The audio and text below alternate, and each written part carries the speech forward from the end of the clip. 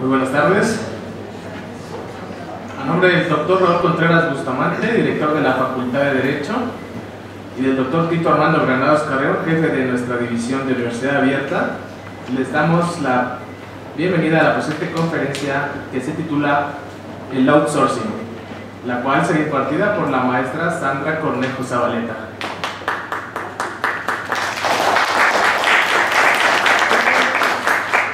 La maestra es licenciada en Derecho por la Facultad de Derecho de la UNAM. Cuenta con una maestría en Derecho Administrativo y Fiscal por la Barra Nacional de Abogados. Se desempeña como docente en la División de Universidad Abierta en la asignatura de Derecho Fiscal y ha impartido diversas asignaturas en línea y en cursos en diferentes universidades del país. Ha desempeñado diversos cargos en la iniciativa pública y privada y ha sido litigante en materia administrativa y fiscal. Asimismo, ha ocupado diferentes cargos en la Administración Pública Federal. Por favor, de nuevo, un aplauso a la maestra Sandra Cornejo Zabaleta.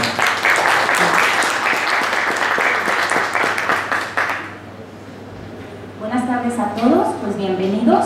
Gracias por estar aquí y pues gracias también a la División de Universidad Abierta por haberme invitado a dar esta conferencia. Vamos a comenzar. El tema que vamos a ver el día de hoy es un tema muy importante en nuestros días, el outsourcing. Vamos a ver a lo largo de esta conferencia cuál es el objetivo principal del outsourcing. Vamos a analizarlo partiendo de sus antecedentes. Vamos a ver sus elementos y con esto vamos a poder entender qué implicaciones jurídicas tiene al día de hoy. Los antecedentes principales los vamos a ver de manera muy rápida para no detenernos tanto, nada más para ir viendo a lo largo de la historia cómo surge este concepto y entenderlo al día de hoy, cómo ha cambiado de repente esta connotación que le hemos dado. En los años 50 se da la reconstrucción en Europa y es donde surge la opción de obtener bienes y servicios a través de otra empresa que nos los preste. Esto principalmente porque se realiza por situaciones de oferta y demanda, donde muchas empresas se encuentran ya en situación crítica y por lo tanto les sale más barato, es más económico para la empresa dar ese producto o servicio a otra empresa que mantener ellos toda la infraestructura para llevar a cabo todo ese proceso. En los años 70 tenemos otro que las empresas deciden reducir determinados costos. Tenemos muchas empresas que realizaban los procesos de manera completa. Sin embargo, consideran que es necesario reducir los costos. ¿Para qué? Para utilizarlos en otra infraestructura de la empresa, para utilizarlos en otros servicios y causar un costo-beneficio a la empresa. Posteriormente, a partir de los años 80, es cuando este concepto toma mayor fuerza. Y es donde las empresas deciden y toman confianza en el concepto. Recordemos que al principio, cuando surgen determinadas figuras, tenemos miedo de tomar esa decisión y de experimentar. Ya del año 50 a los años 80, vemos que las empresas empiezan a experimentar y ven que es una opción muy viable. Y a partir de ahí es donde toma mayor fuerza este concepto. ¿Qué significa? Hemos escuchado mucho hablar del outsourcing. Si ustedes ven las noticias, es un tema que tenemos al día de hoy en la mesa. Y tenemos un tema donde todavía existen muchísimas dudas. De ahí la importancia de hablar de este tema. El tema tiene diversas connotaciones. Vamos a ver el día de hoy, nos vamos a abocar a qué implicaciones y qué efectos jurídicos nos puede causar esta figura. Sin embargo, si ustedes ven, como partimos de los antecedentes, trae una connotación de carácter económico principalmente, pero de ahí lo hemos venido también generando a implicaciones en nuestra materia, que es el derecho. ¿Y en qué nos va a impactar? ¿Sí? Es lo que vamos a ver el día de hoy. Vamos a tener repercusiones tanto en la materia laboral como en la materia fiscal. La palabra es una palabra que es de origen inglés y se divide en dos: out, que significa fuera, y source, que es recurso. De ahí deriva, sería su vocablo. Y nosotros en México, ¿qué nombre le hemos dado? Para Para México es la subcontratación. Cuando nosotros empezamos a hablar dentro de las leyes mexicanas del término outsourcing, no lo vamos a encontrar como tal. Si ustedes buscan outsourcing dentro de cualquier ley, tanto como sería en este caso ley del IVA, ley del impuesto sobre la renta en materia fiscal, y en materia laboral, si nos vamos a la Ley Federal del Trabajo, con ese concepto no la vamos a encontrar, sino que para México es la subcontratación. Es como nosotros la vamos a identificar en nuestro país. Tenemos una definición que nos dice que es una de las estrategias actuales o externalización de procesos de negocio. Dice, se trata de la transferencia de un proceso o una fase del negocio a un tercero especializado, con el objeto de agilizar y mejorar los procesos, lograr mayor y más eficientes resultados, agilizar o comprimir los costos, ¿sí? Entonces, si nosotros vemos de esta definición, podemos retomar diversos elementos que nos señalan qué es la subcontratación como la conocemos. Vamos a tener a una empresa que es contratante y una empresa que es contratista. A través de ellas vamos a dar productos o servicios. No únicamente se va a referir a bienes, ¿sí? Nos podemos ir al ámbito de la empresa de la que nos habla el Código de Comercio, donde si nosotros vemos los actos de comercio, nos dice la empresa tendrá como un fin el lucro a través de la compra de determinadas mercancías con las cuales va a lucrar y va a obtener un beneficio económico a su favor. Entonces, para este efecto nosotros vamos a ver que esa empresa, adicional a esto, ¿qué necesita?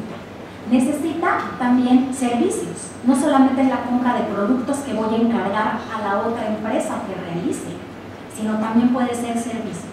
En la actualidad, ¿qué tipo de servicios prestamos a través de la subcontratación en México? Tenemos asesorías en materia contable, en materia legal, tenemos despachos jurídicos, despachos contables, encargados de ¿qué? De llevar todo. En materia fiscal, hablamos de planeaciones fiscales que nos llevan los contadores, que llevan los abogados.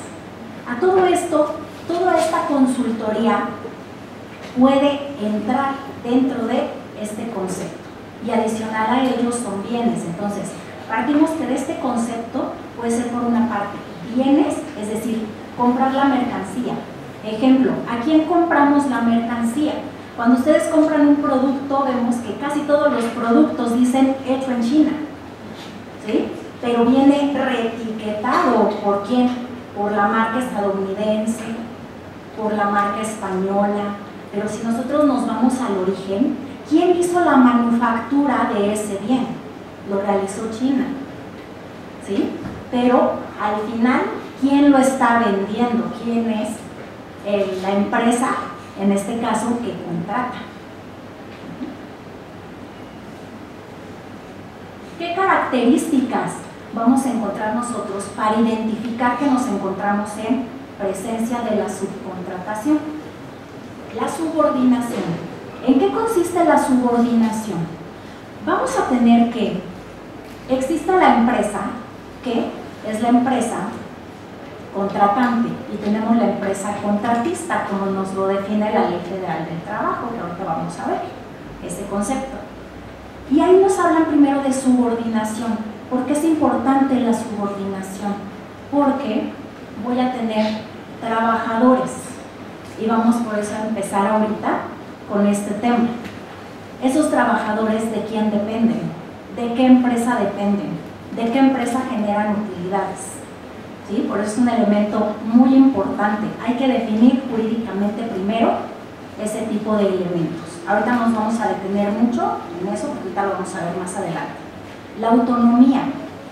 Cuando yo me encuentro ante una empresa que se dedica a el outsourcing, cuando cuenta con los procedimientos, cuenta con la infraestructura, cuenta con los elementos indispensables para poder brindar ese servicio o poder proporcionar ese bien, esa mercancía, y que me están solicitando la otra empresa.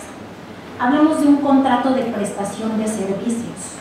Es a partir del cual jurídicamente voy a establecer las cláusulas. Recordemos que un contrato es un acuerdo de voluntades, donde vamos a señalar derechos y obligaciones de ambas partes.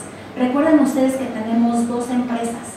En eso consiste, en tener dos empresas.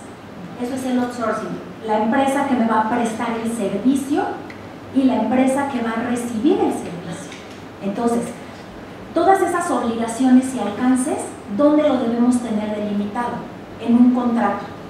Porque vamos a ver ahorita, es importante tener ese contrato. ¿Por qué motivo? Porque a partir de las reformas que ha tenido la ley del IVA recientemente para 2020 y a partir del año 2012 y 2019 se reformó la Ley Federal del Trabajo en este tema. Entonces, son reformas que tenemos en este tema que nos van a repercutir. ¿Por qué motivo? Porque imponen nuevas obligaciones en esta materia. ¿Para efectos de qué? La autoridad, recuerden, la autoridad es fiscalizadora.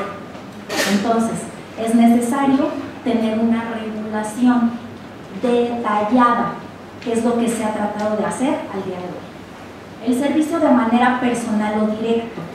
Esta es una característica en la cual diversos autores difieren. ¿Por qué motivo?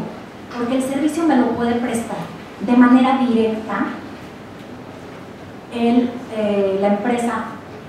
¿Por qué motivo? Porque puede ser personal.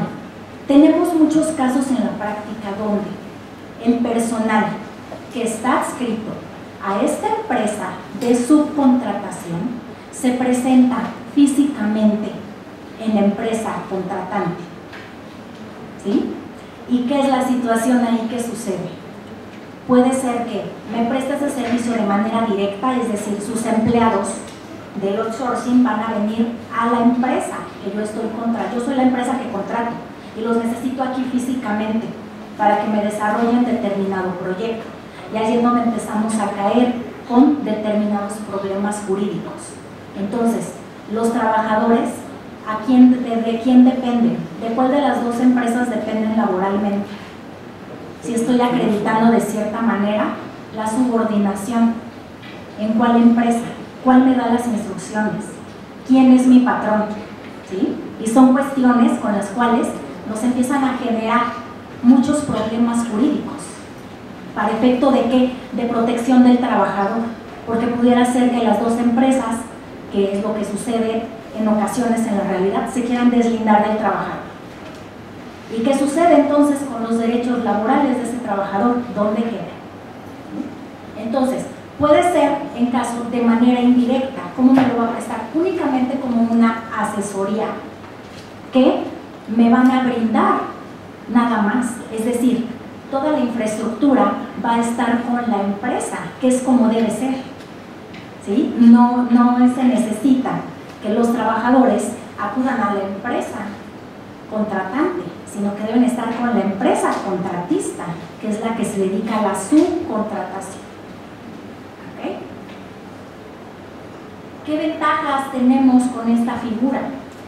Reducción de costos.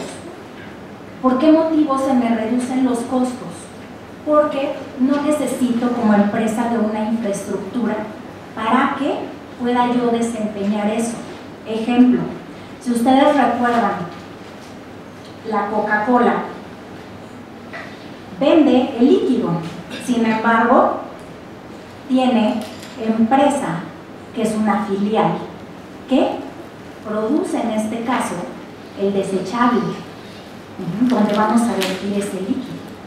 ¿Qué sucede en este caso? Tengo dos empresas. Anteriormente, ¿qué es lo que hacían? ¿Puedo llevar a cabo todo el proceso? Sí puedo llevar. ¿Pero qué me conviene? ¿Comprar a un tercero o crear otra empresa que sea individual de mi principal objetivo para comprar todo ese desechable? Y generalmente ustedes van a encontrar que este tipo de empresas transnacionales van a tener determinadas empresas, por decirle pequeñas, que se van a dedicar a determinados procesos que necesita la empresa grande. pero es más conveniente tener diversas empresas, sea que dependan de ellos o no, pero tenerlas bajo un nuevo esquema, como una nueva sociedad, y que se dedique a otra actividad que no me cause un detrimento a mí como empresa. Dice, se utilizan mejor los recursos en áreas donde son necesarias. Esto nos permite la infraestructura. ¿Por qué motivo? Porque ese recurso a mí me implica el tener un área más grande en la empresa, que me implica todos los derechos laborales que tengo que cubrir por una parte, que no es nada más el pago de salarios, sino es cubrir todo aquello que me lleva hasta aportaciones de seguridad social del trabajador. Eso para la empresa es algo muy costoso, ¿sí? Hay muchos ejercicios donde se ha realizado que a la empresa le conviene tener prestadores de servicios, no le conviene tener trabajadores. ¿Por qué motivo? Porque es mucho más barato, ¿sí? Adicional a que el impuesto que yo pago es más caro como empresa, tengo que pagar mayores cantidades, como es seguridad social. Y en caso de tener personas de manera individual o prestadores de servicios, únicamente me dedico a pagar sueldos. Yo le asigno determinada cantidad, por decirlo, por la prestación del servicio, una retribución económica, y hasta ahí es donde termina. Área más pequeña, mejor organizada y mayor eficiencia en los proyectos, ¿sí? Puedo tener personal especializado en determinado proyecto y no por cuestiones económicas tener a una persona realizando 3 actividades al mismo tiempo y que no me va a generar los mismos resultados. Es otra de las ventajas. Y finalmente, solución de problemas de forma eficaz. Tengo personal mayormente capacitado, tengo una empresa que no es tan grande y eso me permite que mis problemas no sean tan gravosos, váyase al sentido que sea. No es lo mismo tener de repente un problema laboral por alguna situación con 500 trabajadores que tenerlo con 5,000. ¿Sí? Entonces, económicamente, financieramente, a la empresa le repercute todo esto. ¿Qué desventajas puedo tener con la subcontratación? Hablamos de resultados indeseables por la empresa, es decir, pudiera ser que ese producto que yo solicité no cumple con los estándares de calidad. ¿Y qué sucede? No está pasando mis estándares de calidad a los cuales yo tengo que someter el producto, y por lo tanto me genera como empresa un doble gasto. Tendré que volver a solicitar a otra empresa que me realice el producto que cumpla con los estándares. Entonces, esa es una de las cuestiones que son una desventaja en la subcontratación. Pérdida de trabajos, ¿sí? Pudiera ser en el caso que tenga yo una entrega, ya tengo una fecha determinada, sin embargo la empresa del outsourcing no me entrega en tiempo toda aquella mercancía que yo necesito. Entonces, ¿qué sucede en este caso? Voy a perder al cliente y por lo tanto es una pérdida para mí como empresa. Y la última desventaja que le encontramos es que la empresa contratista puede realizar la actividad de la empresa contratante, ¿sí? En este caso, la empresa que he contratado, al realizar todo el proceso de principio a fin de determinada actividad, pues pudiera ser que decida abrir su empresa como competencia y generar, ahora sí que el robo de ideas, ¿no? En este caso, se va a llevar todo el proceso, conoce cómo se realiza todo el proceso, porque así lo ha realizado para la empresa contratante. Entonces, una de las desventajas, ¿sí? Aquí podemos ver a grandes rasgos ventajas, desventajas que tenemos. No obstante esto, hasta el año 2019, ¿qué sucedía con esta figura? Ha ido aumentando en México, como ustedes ven en esta gráfica. De estos datos que obtuvimos, en 2009 teníamos contratos de 3.8 millones de personas bajo la subcontratación. En 2014 sube a 4.9 millones de personas. Y en 2019 estamos en 6.1 millones de personas contratadas bajo este régimen. ¿Por qué motivo surge esto? Es una oportunidad viable para la empresa. Le estamos ahorrando, sobre todo a las transnacionales en México, que son de inversión extranjera. Les estamos ahorrando millones de pesos en el pago de muchas prestaciones, ¿sí? Desde el punto que un trabajador me va a generar antigüedad, hasta el punto que tengo que seguirle cubriendo su seguridad social, IMSS, Infonavit, todo lo que me conlleva, ¿sí? Reparto de utilidades, 10% estamos sobre reparto de utilidades. Todos estos conceptos como empresa me los ahorro. Entonces, económicamente a la empresa le conviene seguir esta figura. Es decir, me conviene tener una empresa que me lleve todo este proceso y yo no tener problemas. Me genera un costo-beneficio a mí como empresa.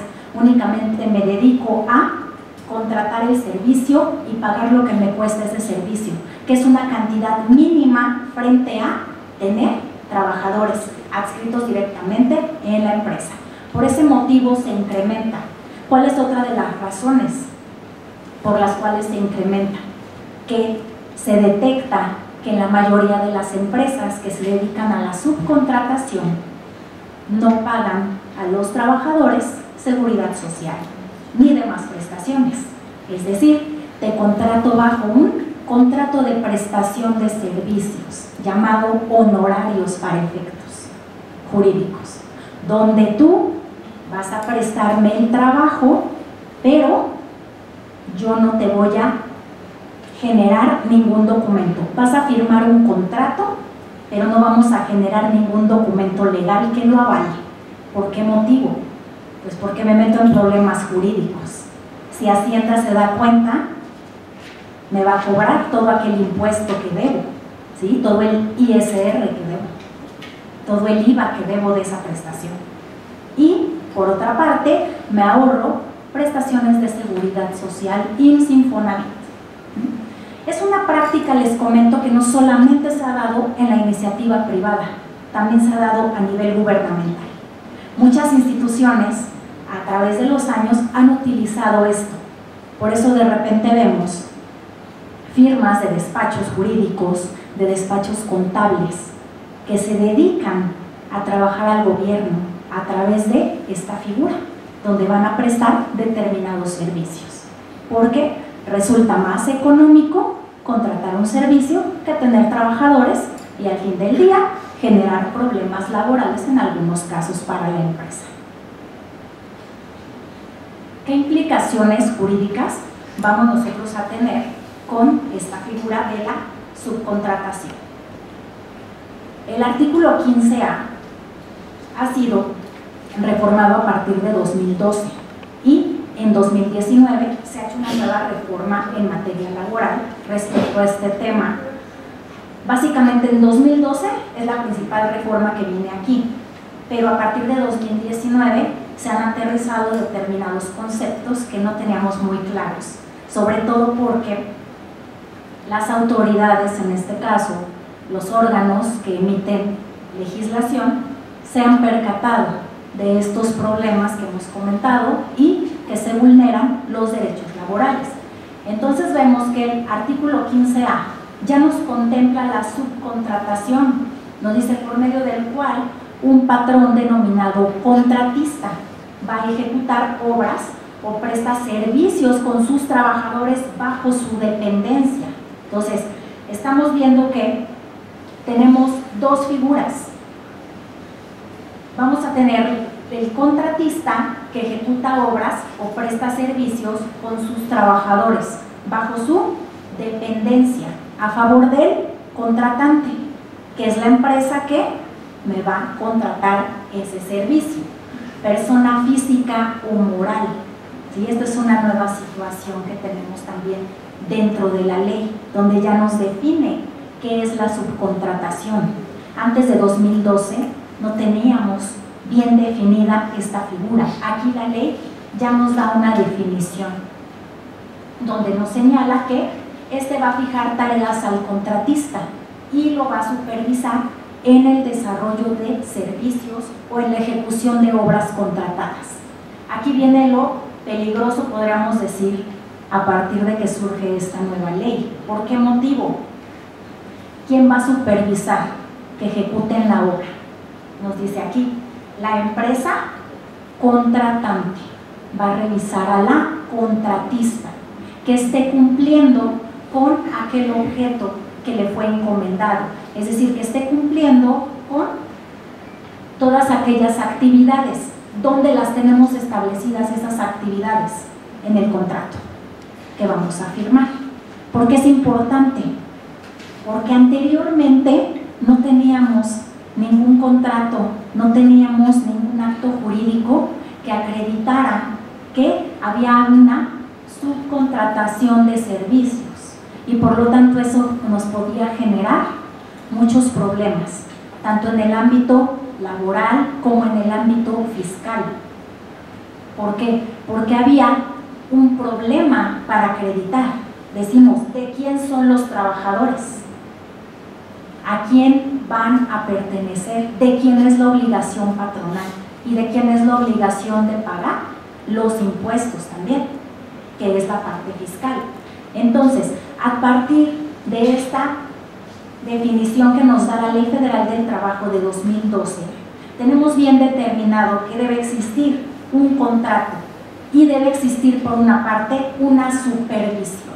Entonces, tengo la obligación de supervisar a la empresa que está prestando el servicio. ¿Por qué motivo? Ahorita vamos a ver, la misma ley nos dice, si no lo haces, vamos a ver qué consecuencias jurídicas van a existir y hacia quién se va la carga. Después nos dice, este tipo de trabajo deberá cumplir con las siguientes condiciones, y nos dice, no podrá abarcar la totalidad de las actividades iguales o similares en su totalidad que se desarrollen en el centro de trabajo. Es decir, ¿qué sucedía anteriormente? De repente encontrábamos empresas que se dedicaban 100% era una empresa de subcontratación al 100%. Es decir, ¿por qué motivo? Porque las actividades que se desempeñaban en la empresa eran las mismas actividades que se desempeñaban en la empresa de la subcontratación. Entonces teníamos que duplicábamos esta actividad. Entonces, tanto una como otra desempeñaba las mismas actividades. ¿Por qué motivo? Porque era una situación muy conveniente para la empresa. Podíamos tener dos trabajadores que se encontraban realizando la misma actividad, una bajo el régimen como trabajador y otra bajo el régimen de la subcontratación. ¿Qué sucedía en este caso? Los dos me desempeñan las mismas funciones. ¿Existe subordinación con los dos? Existe un horario para los dos y es el mismo. Desempeñan el mismo trabajo, pero no les pago el mismo salario. Al trabajador le pago más que al trabajador que pertenece a la empresa de subcontratación. Sin embargo, era una simulación jurídica lo que se hacía. Realmente tenía la calidad de trabajador los dos, pero la empresa no lo tomaba así por obvias razones. Me sale más barato tener una persona, al igual que los honorarios, que le pague una retribución menor. Y entonces existía en este caso, donde podemos hablar en la actualidad, hasta un tema de discriminación, donde no le estoy dando el mismo trato a los dos, donde tengo los dos con la calidad de trabajadores. ¿Por qué? Porque las leyes laborales que me dicen, si yo acredito que existe subordinación, si yo acredito que tengo el mismo horario que mi compañero, si yo acredito que realizo las mismas funciones, jurídicamente hay una simulación de la relación laboral. Y en un pleito, en un juicio laboral, esa situación se gana. ¿Por qué motivo? Porque estoy acreditando que existe una simulación donde sí estoy contratado como trabajador, debo estar contratado como trabajador de la empresa, porque tengo las mismas cargas. Entonces, es lo que las empresas hacían. Teníamos duplicidad de la función. ¿Para qué? Pues la empresa lo hacía con la finalidad de no cumplir con todas las obligaciones de derechos laborales ni de seguridad social, porque eso le generaba un ahorro económico. Y en segunda parte, pues tampoco cumplo con todo ese rubro que me lleva de los impuestos. No cumplo con el rubro del IVA ni del ISR. Entonces, era más conveniente para las empresas manejar esta ficción jurídica en vez de darle, ahora sí que, la calidad de trabajador. Derivado de esto, a partir de 2012 se regula de esta manera. Por otra parte nos dice, ¿cuál es el siguiente requisito? Debe justificarse por su carácter especializado. Es decir, necesitamos acreditar esa especialización. ¿En qué sentido? Pues primeramente en que esa actividad no la desempeño en la empresa. Es decir, si voy a contratar un despacho contable para que lleve todo lo que corresponde al pago de nóminas, todo cubrir la parte de los trabajadores respecto a pago de aportaciones. Entonces voy a contratar un despacho de abogados. Esa área especializada no la debo tener dentro de la empresa. A lo mejor sí voy a tener un área de contadores, pero que no se dediquen especialmente a realizar esa función, sino que debe ser especializada, no debe ser una actividad que lleve a cabo la empresa. ¿Sí? Lo mismo jurídicamente. Si voy a contratar un despacho que me va a llevar los juicios laborales que tengo con los trabajadores y que me va a llevar toda esa planeación para evitar tener juicios, entonces no debo tener esa área dentro de la empresa, porque si yo tengo dentro de la empresa el abogado que me ve todo aquello, determinaciones de la relación laboral, ¿qué sentido tiene pagar un despacho? Estamos en ese caso, tengo la especialización dentro de la empresa, entonces tengo que justificar que no cuento con esa especialización. Y si tengo un abogado ahí, posiblemente es un abogado que se dedica a ver el área fiscal, pero no la laboral. ¿Sí? Entonces, es lo que tenemos que acreditar, en este caso, a partir de esta ley. Y dice, no podrá comprender tareas iguales a las que realizan el resto de los trabajadores. Igualmente, ¿no? Lo que comentábamos, las actividades de la empresa tienen que ser distintas y las de los trabajadores también tienen que ser distintas, ¿sí? Porque es una práctica. ¿Por qué surge esta regulación de esta manera, donde ya la ley nos dice, a ver, punto número 1, punto número 2, punto número 3 de manera expresa? Porque se daba mucho lo de la simulación con esta figura. Entonces, la autoridad lo que viene aquí es a decirnos bajo qué parámetros debemos entender que nos encontramos ante la subcontratación y no estamos ante una simulación de una relación laboral. ¿Sí? ¿Y qué sucede? Aquí nos viene la consecuencia, decíamos, de no hacer una supervisión, una revisión de la empresa que lleva a cabo la subcontratación. Nos dice, de no cumplirse todas estas condiciones, el contratante se considerará patrón para todos los efectos de la ley, incluyendo las obligaciones en materia de seguridad social. Entonces, ¿qué trata de hacer en este caso la ley? Proteger al trabajador. Si no voy a cumplir como subcontratante ante ese trabajador, ¿sobre quién va a recaer la carga? Sobre la empresa que ha contratado ese servicio, por lo cual es importante. ¿Qué es lo que tenemos que hacer? Dejar primero bien delimitado dentro de ese contrato las cláusulas. ¿Por qué motivo? Porque si no está bien delimitado, ¿qué es la consecuencia jurídica que voy a tener? Ese trabajador, entonces, me va a reclamar a mí como empresa que yo enfrente todas esas obligaciones laborales que no me corresponden. Sucedía mucho esto con las filiales. Llegaba a desaparecer la filial. ¿Y qué sucedía con el trabajador? Se quedaba sin derechos.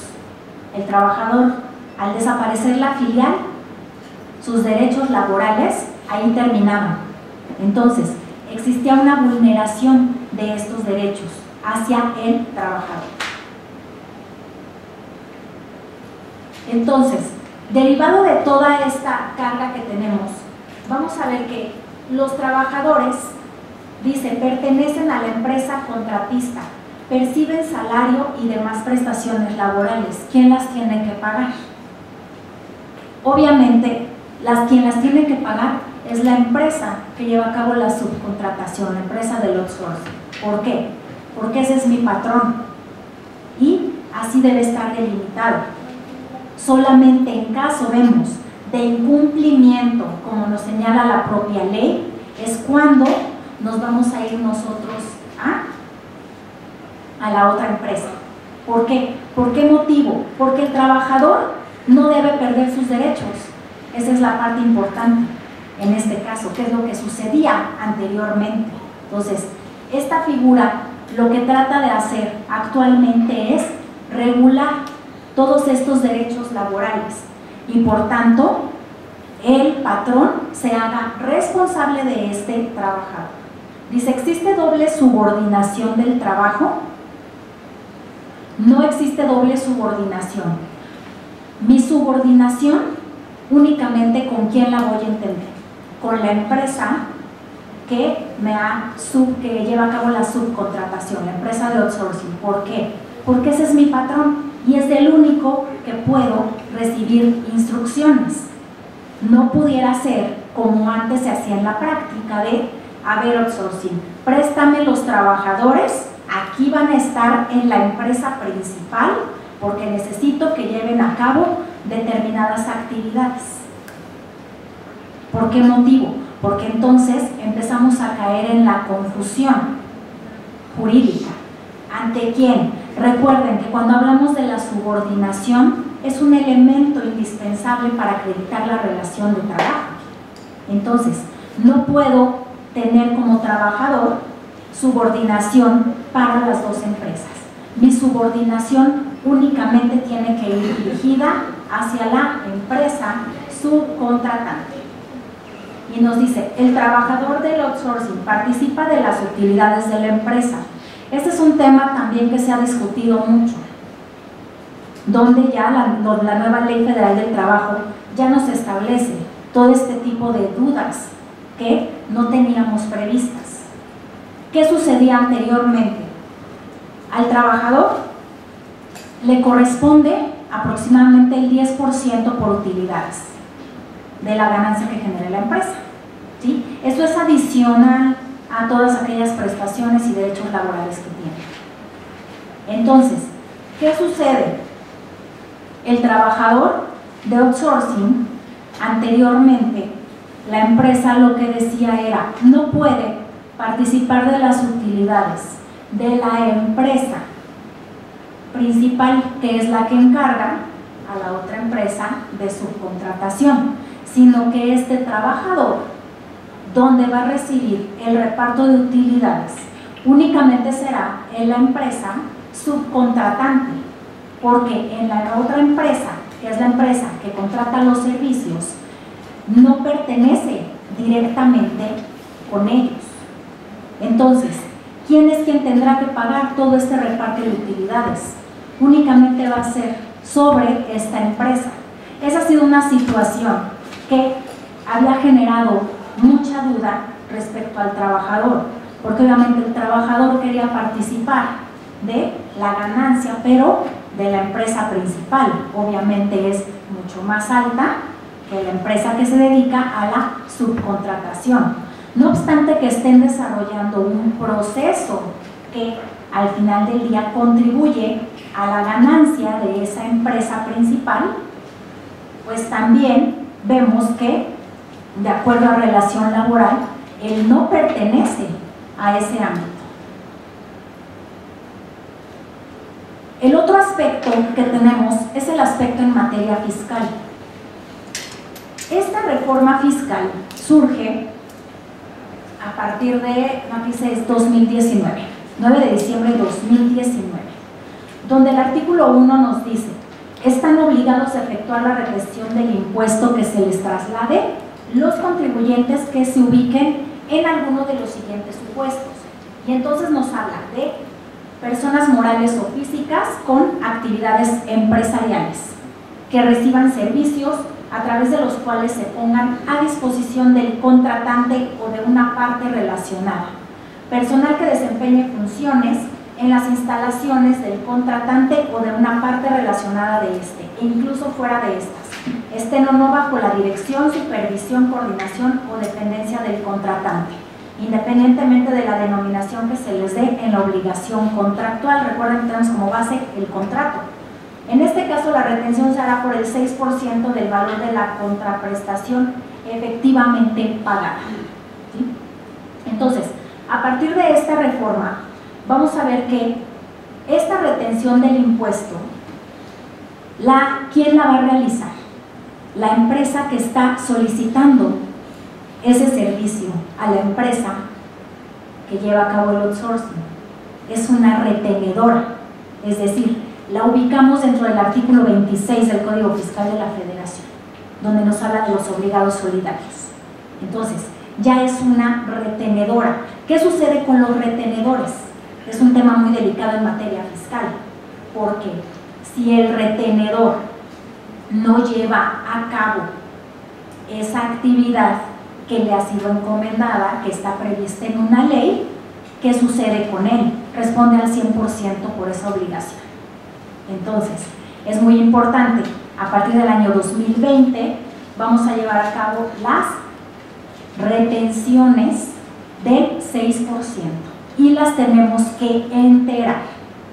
¿Sí? Entonces, como ustedes ven, existe a partir de estas dos leyes una mayor fiscalización respecto de el impuesto en este caso, y existe también una mayor regulación, donde varios aspectos todavía los vamos a tener pendientes, sobre todo a partir de este año 2020, que vamos a implementar.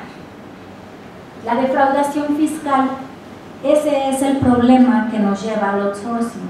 ¿Por qué motivo? Porque, como comentamos, surge esta figura y es utilizada por diversas empresas para la defraudación fiscal. Este es un delito previsto en el Código Fiscal de la Federación, donde es la evasión del pago de impuestos. Entonces, esto es lo que sucedía anteriormente. La autoridad fiscal, ¿qué está tratando de hacer al día de hoy? Vamos a poner candados mayormente. ¿Cuál es el problema aquí? Los sujetos retenedores, en este caso. Entonces, se vuelve una situación para este año 2020 de cierta inseguridad en contratar una empresa de subcontratación. ¿Por qué motivo? Porque ya tengo una carga fiscal establecida y donde exista un incumplimiento soy retenedor y por lo tanto paso a ser obligado solidario de cumplir al 100% con esa obligación. Dice, menos patrones van a ocupar este servicio y se afectará a los trabajadores. Como ustedes ven, esa es una de las posturas que se ha venido manejando. ¿Sí? No sabemos ahí qué tanto disminuirá. Como ustedes vieron, a lo largo de los años el outsourcing fue incrementando hasta el año pasado. Sin embargo, a partir de este año 2020, que vamos a aplicar ya esta retención, vamos a ver qué efecto va a tener dentro de las empresas. Vamos a ver sobre todo que en este caso en México no es nada más inversión nacional, también traemos inversión extranjera. Vamos a ver si muchas empresas van a querer correr este riesgo, ¿sí? Sin embargo, si es una cuestión que está sobre la mesa, porque al final del día, como ustedes ven, serían afectados millones de trabajadores en este caso, que ya no van a ser contratados bajo la subcontratación. En caso de que las empresas tengan esa inquietud, tengan ese riesgo que no quieran afrontar a raíz de esta disposición, ¿sí? Adicional a la defraudación fiscal, conferencia de prensa partiendo de Presidencia de la República, en las noticias posiblemente lo han visto, ya tenemos que pudiera configurarse también otros delitos que nos van a meritar hasta 20 años de prisión de cárcel, en caso de que se determine incumplimiento de estas leyes, tanto de la ley laboral con los aspectos que vimos que nos regula el outsourcing, así como en materia fiscal.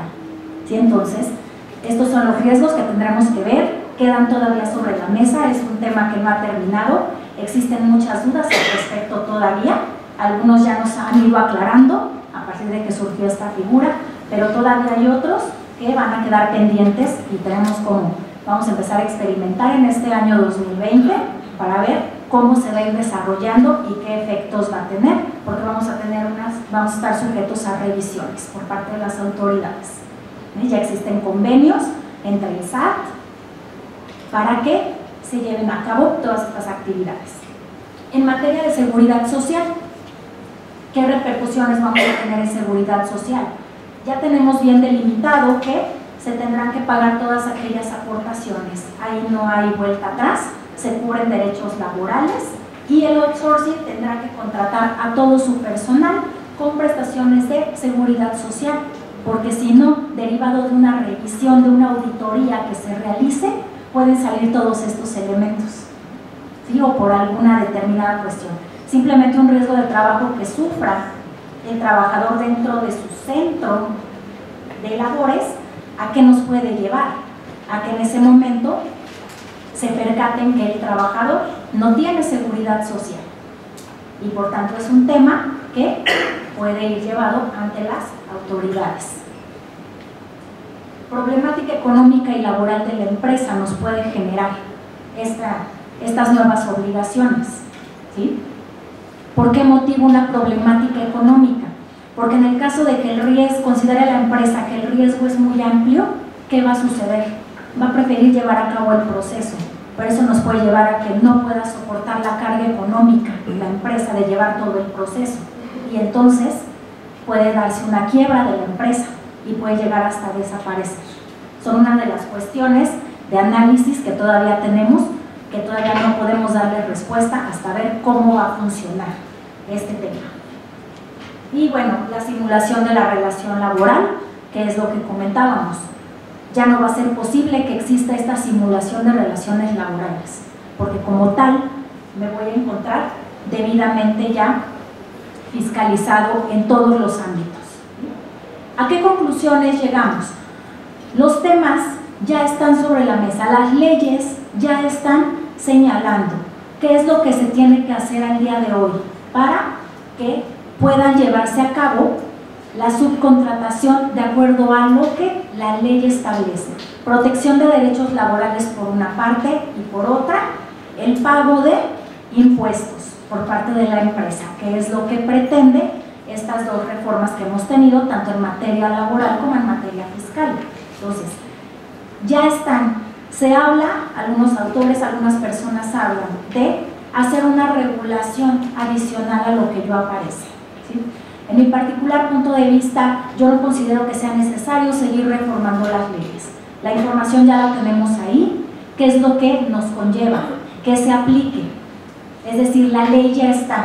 ¿Qué tenemos que hacer para evitar que se vulneren derechos laborales? ¿Por qué motivo? Porque a lo mejor al día de hoy ese trabajador no le interesa generar antigüedad, porque es lo que sucede en muchos casos. No me interesa generar la antigüedad, es decir, yo quiero mejor que me paguen más, que es lo que sucede con los honorarios.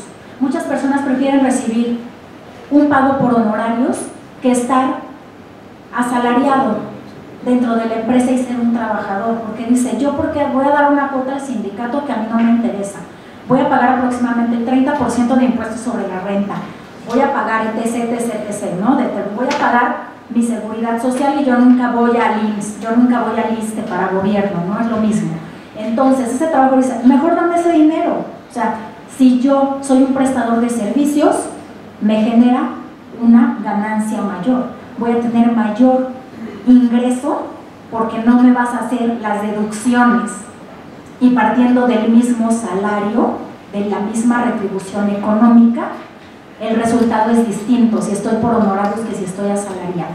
No me conviene. Sin embargo, hay un tema muy delicado ahí que a veces se va de las manos y es lo que se pretende hacer con estas reformas tan importantes. Velar por la seguridad social del trabajador que en algún momento necesitará una pensión. Y si no estamos generando antigüedad, ¿qué va a suceder el día de mañana? Entonces, las leyes ya están. algunas veces también no es solo carga de la empresa ni de la autoridad. La autoridad, el órgano legislativo, ya nos puso los lineamientos, ya nos ha puesto las leyes, ¿sí? Sin embargo, ¿qué es lo que nos faltaría en este sentido? Cubrir con la otra parte, aplicar la ley ya está.